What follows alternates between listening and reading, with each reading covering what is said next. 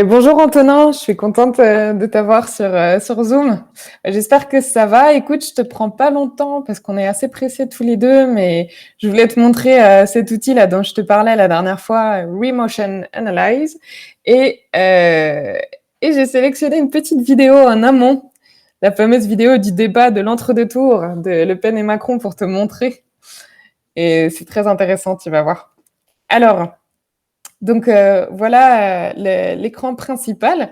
Bon, moi je suis rentrée dans mon compte là, mais c'est assez simple pour toi. Tu verras, tu as juste à aller sur Internet, tu n'as rien à installer, aucune application et la création de compte est très rapide. C'est l'une des plus rapides qui peut se faire. Il y a juste à mettre son nom et son mot de passe, rien de plus. Et donc c'est très pratique. Moi j'étais étonnée à quel point ça allait vite.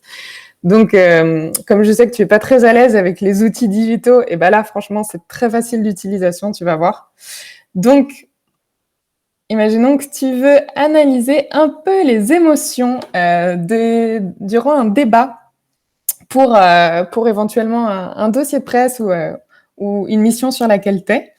Et donc, j'ai mis en route le débat et il n'y a plus qu'à mettre play ici. Ça va ensuite te demander quelle fenêtre tu veux analyser. Donc, moi, je vais prendre cette fenêtre-là. Et quand tu retournes ici, voilà, tu vas voir que ça détecte les visages et en même temps, ça analyse les émotions qui apparaissent sur les visages et elles apparaissent en temps réel ici. Tu as 6 émotions en tout. Et donc, on peut voir là que ça prend même les visages en arrière-plan, les visages du public et qui est autour. Bah, on voit la première dame d'ailleurs, il y avait Madame Macron qui était là.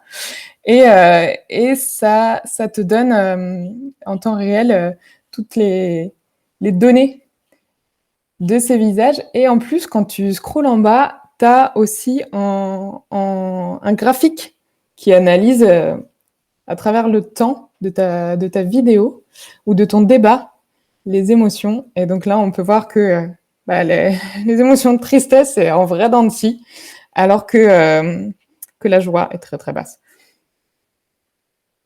Donc voilà, et c'est assez simple. Si tu veux mettre pause, c'est juste là.